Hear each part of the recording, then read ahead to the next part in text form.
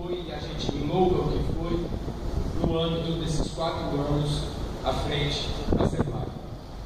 Eu também, nesse momento, expresso o meu firme desejo que todos vocês tenham, no âmbito das famílias, de todas as pessoas pelas quais vocês nutrem carinho, um excelente Natal, um Natal que efetivamente a gente possa preencher a ausência, meu caro pastor, meu caro padre, que muitas vezes os bens materiais se fazem ausência, e que a gente possa preencher essa ausência com um sentimento, com a presença de Deus, com a palavra dele, não no sentido de nos trazer um comodismo, não, mas sim no sentido de nos trazer um conforto e um renovar de esperança, um renascer contínuo.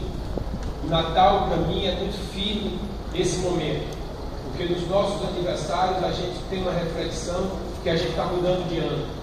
E no nascimento de Cristo, no momento da celebração do Natal, é um momento de reflexão coletiva de todos nós. Um momento em que todos nós paramos e refletimos, que é o nascimento daquele que foi o Rei de todos os reis.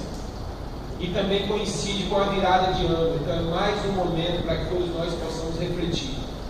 Então eu desejo que vocês possam fazer essa reflexão, que vocês possam efetivamente ver a vida de vocês, a vida pessoal, a vida que vocês levam como cônjuge, a vida profissional, a vida no meio social, o que é que a gente faz que não deveria mais fazer, o que é que a gente não faz que a gente efetivamente deveria fazer, e que assim a gente possa ter em 2015, em 2016, em 2017, sempre no crescente, para que a gente possa, acima de tudo, ser cada vez mais felizes.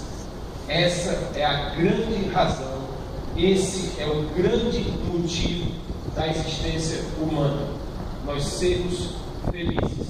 Isso é o que eu desejo de coração a todos vocês. Um grande beijo.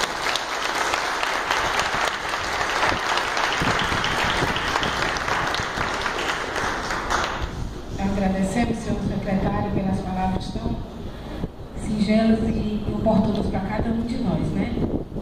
Então, agora nós vamos dar início à nossa parte mais social da festa, né? Vamos dar início à entrega das cestas. Informamos que terão direito a este benefício, as cestas, 123 colaboradores.